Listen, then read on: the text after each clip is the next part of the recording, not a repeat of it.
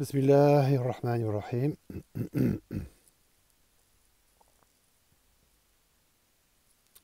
Salatu wa salam ala sayyidina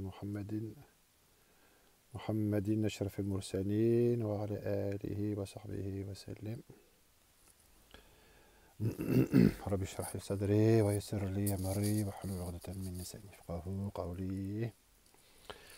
Nous sommes dans la 8e lecture des Al-Rahlan al-Qudusiyya. Après la présentation des 12 adab qui concernent le déroulement du dhikr.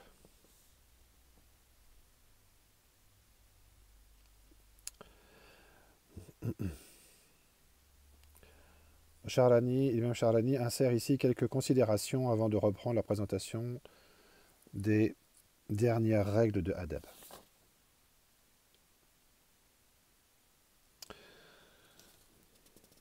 Alhamdulillah.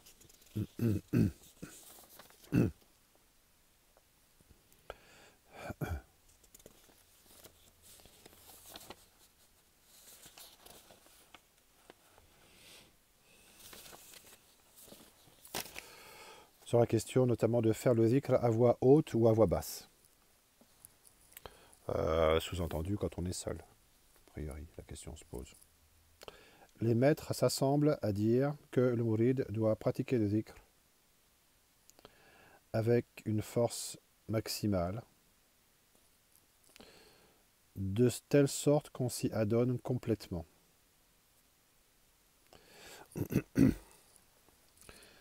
En tremblant sur place, de la tête aux pieds. Un comportement qui indique la puissance de l'aspiration spirituelle et par lequel l'ouverture est annoncée dans un délai proche, si Allah le veut.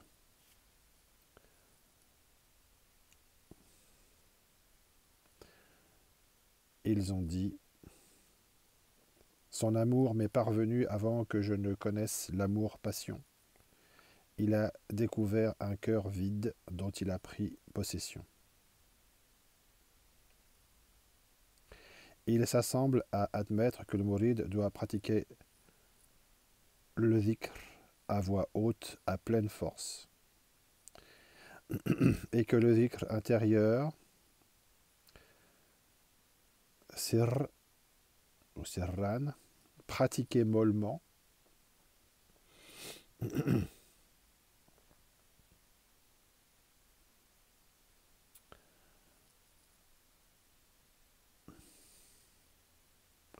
ne lui produira aucune élévation. Donc là, il ne s'agit pas non plus d'attitude sociale ou de convenance personnelle, mais il s'agit de solliciter tout son être. Et solliciter tout son être au début de la voix, ça ne veut pas dire les parties intérieures, auxquelles justement on cherche à accéder, mais avant tout prendre appui sur les parties extérieures, même si ça peut sembler grossier ou inconvenant, parce qu'on a une idée tellement élevée de la voix qu'on pense qu'il ne s'agit pas de ça, mais non. En fait, il faut quand même se secouer. C'est pas moi qui le dis. Yahtaz. Hein? Donc, de la tête aux pieds. Et là, on traduit min fawqi ra'sihi ila isba' qadamayhi. Yahtaz. Min fawqi ra'sihi ila isba' qadamayhi. Isba'i qadamayhi. Alors, on traduit comme on veut le traduire, mais enfin, en tout cas, il s'agit bien de ça. Il ne s'agit pas d'être mollement avachi ou se tenir mollement, mais d'être ferme, concentré et éventuellement d'avoir d'accompagner avec une certaine éma, une certaine énergie, une sollicitation pour s'impliquer le plus possible, dans les réserves, dans les limites de la charia, dans la mise en œuvre du dhikr. Parce qu'on prend appui dans la modalité dans laquelle on se trouve au départ du suluk. Il faut, commentaire, probablement voir ici la marque d'une étape pour aborder éventuellement le dhikr khafi, on est bien d'accord.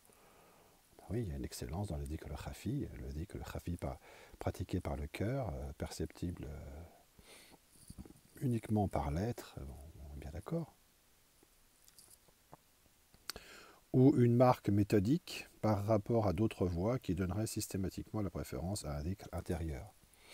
On connaît bien, notamment dans la Naqshbandiyya, c'est bien connu, par exemple.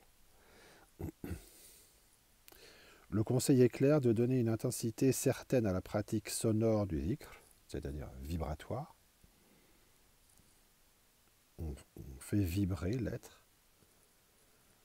au moins au début du suluk, c'est-à-dire tant que les capacités de concentration ne sont pas telles qu'elles permettent d'établir une concentration stable par une modalité extérieurement moins puissante, moins extérieure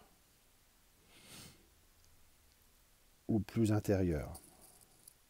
Il sera repris, ce conseil, et développé dans la suite du texte, Inch'Allah. Bon, c'est une constante. Il y a des considérations, je pense qu'on va les voir plus tard, bien plus précises. Ils disent, il y en a les maîtres de la voix, on doit, dans la méthode de l'ouverture spirituelle rapide, si c'est ça qu'on cherche, déclamer la ilaha illallah depuis au-dessus du nombril, à partir du souffle se trouvant entre les deux côtés du corps, et on fait parvenir la ilaha illallah par le cœur charnel se trouvant entre les os de la poitrine et de l'estomac. Pardon. On incline sa tête vers le côté droit en concentrant son cœur spirituel, c'est-à-dire ma'nawi, à son sujet. Des considérations un peu plus techniques. Ils disent, le dhikr à voix haute doit être modéré de crainte que, provoquant une hernie ventrale, on ne puisse plus le pratiquer complètement. C'est quand même pas rien. Donc il ne faut quand même pas exagérer. Enfin, il faut quand même se solliciter de manière assez intense. L'usage encore actuel dans certaines turuq d'une large ceinture abdominale pour le dhikr en commun n'est donc pas, comme tout ce qui est traditionnel en général et initiatique en particulier, d'ordre uniquement folklorique et symbolique ou sans fondement. L'incantateur doit, on reprend le texte, doit prendre garde à ne pas chantonner la formule La ilaha illallah, car elle fait partie du Coran.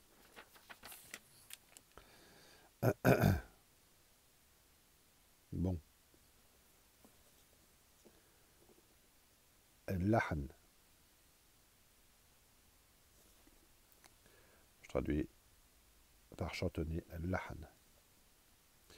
Ensuite, on a quelques aspects techniques de la prononciation même de la shahada. On doit étendre, la prononciation du la, de la négation. On doit étendre la prononciation du la, de la négation, autant que nécessaire à la concentration, c'est-à-dire jusqu'à obtenir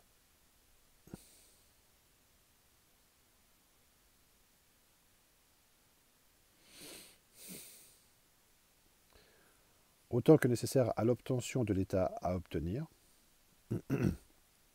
excusez-moi, en réalisant bien la prononciation du hamza de I de ilah, la I, la ilah, la I qui le suit, sans l'étendre, sans en faire une voyelle longue, qui serait la ilah,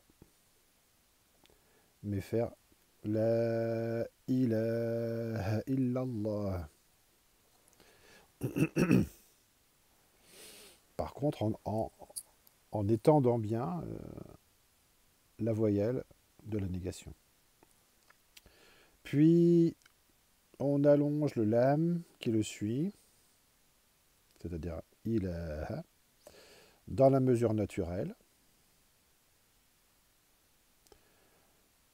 pour prononcer le ha, qui est ensuite sans extension du tout.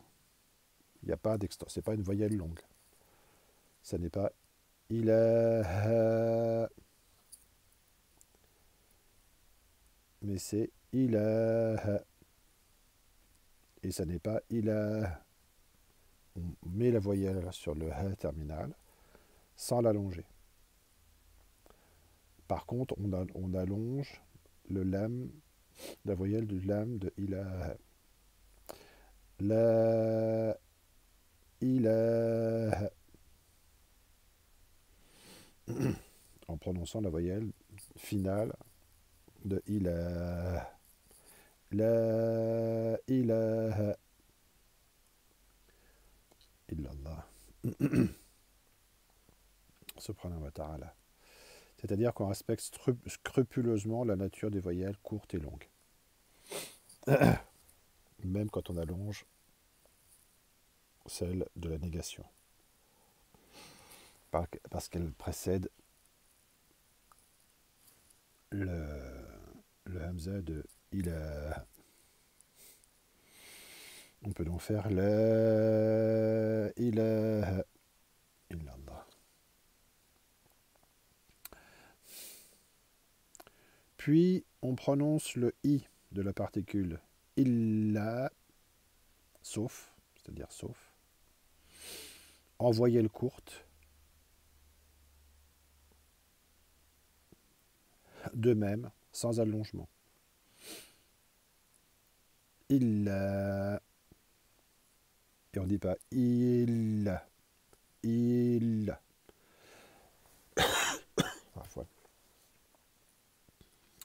La ilaha illa. Il ne faut pas confondre le redoublement du lam avec l'allongement du i initial. C'est pas parce qu'on fait un shadda sur le lam qu'on allonge la voyelle précédente. Et l'on n'allonge pas le lam alif qui suit, puisqu'il fait la liaison avec le nom d'Allah. Dans illa, illallah, il y a un shadda sur le lam.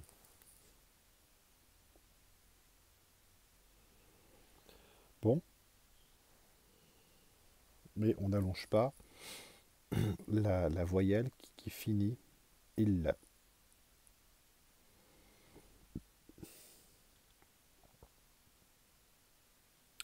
Puis on prononce le nom de majesté, qui est Allah, en allongeant le lam et en s'arrêtant sur le ha final par un soukoun. C'est-à-dire qu'on ne prononce pas la voyelle finale, si l'on s'arrête. C'est-à-dire, commentaire, si la prononciation de la formule n'est pas immédiatement liée à une autre. Et là, il y a des différences, mais enfin, en général, c'est ce qui est conseillé. De même, on doit se priver d'allonger le ha final de ilaha. Ilaha. On doit se priver d'allonger le ha de ilaha, ce qui aurait pour effet de générer un alif et qui serait une altération du texte du Coran. Donc on conseille certains maîtres conseillent d'avoir, lorsqu'ils prononcent la shahada, de manifester, de vivifier l'intention qu'on on prononce du Coran. On tire la shahada du Coran.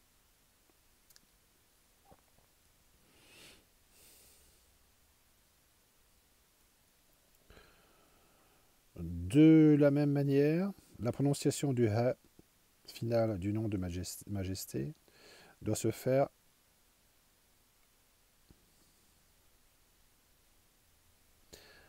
en voyelle courte quand on la prononce. Allahu, et non pas Allahu, Allahu.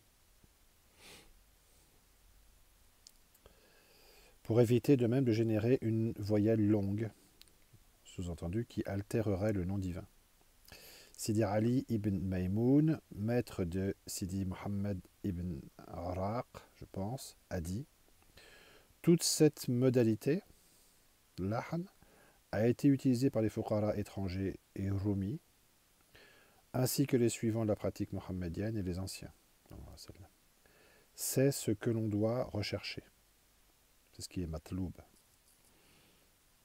Sidi Youssef al-Ajami, radiyallahu anhu wa rahimahullah, a dit: ce qu'ils ont mentionné comme règle spirituelle concerne l'incantation de celui qui est conscient, c'est-à-dire qui est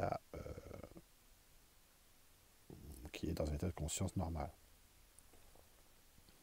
Quant à celui sur la langue duquel il arrive Allah, Allah, Allah, Allah, ou huwa, huwa, huwa, ou la, la, ou ou ah, ou ha, ou ha, ou ha, ou une voix sans lettres, ou un battement, tarbit.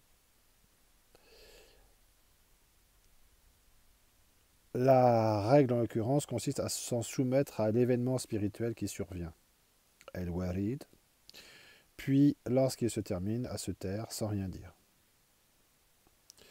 Donc là on a mentionné les règles classiques et on mentionne ensuite ce qui peut se produire lorsqu'on est sujet à un hal authentique.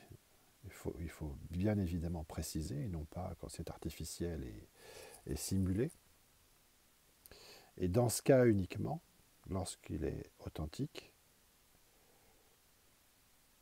on laisse le hal s'exprimer dans une certaine mesure, et ensuite on reprend la modalité normale.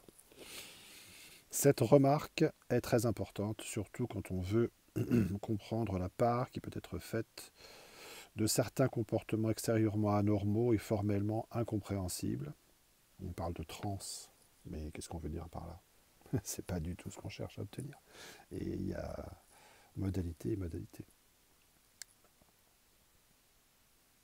Que l'on peut parfois constater dans les séances de dhikr et qui donnent l'occasion aux commentaires les plus critiques de se manifester, parfois de manière justifiée. Le critère déterminant étant celui de la réalité de la survenue d'un événement spirituel intérieur. Il est souvent difficile d'en apprécier le caractère sincère et véritable. C'est ce qui a permis le développement de bien des singeries, bientôt édifiées en règle dans certains contextes dégénérés, à tel point que ceux qui ne les respectent pas sont considérés comme des incapables ou des êtres de réalisation entre guillemets inférieure, manière péjorative. Les gens qui se comportent correctement n'ont rien réalisé. Le développement d'ahwal, pluriel de hal, n'est en effet pas un but en soi dans la voie. Il ne peut se justifier comme tel que lorsqu'il s'effectue sous la responsabilité et le contrôle d'un maître qui saura lui donner sa place juste, son intérêt et son importance, toujours relative et passagère, et accompagnée d'un processus initiatique, d'une progression initiatique effective. voir à ce sujet le texte édité dans le Porteur Savoir, Layset Tasawwuf, le Tasawwuf n'est pas, sous la plume de Sina Cheikh Mohamed Zakieddin Ibrahim.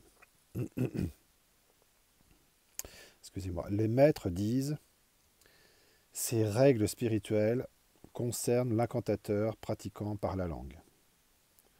Quant à celui qui fait le dhikr par le cœur, rien de tout ceci ne le concerne. Wallahu a'lam. On s'arrête là, avant la 9e séance de lecture qui concerne les dernières règles à respecter après le dhikr. Inch'Allah. Wassalamu alaikum wa rahmatullah wa barakatuh.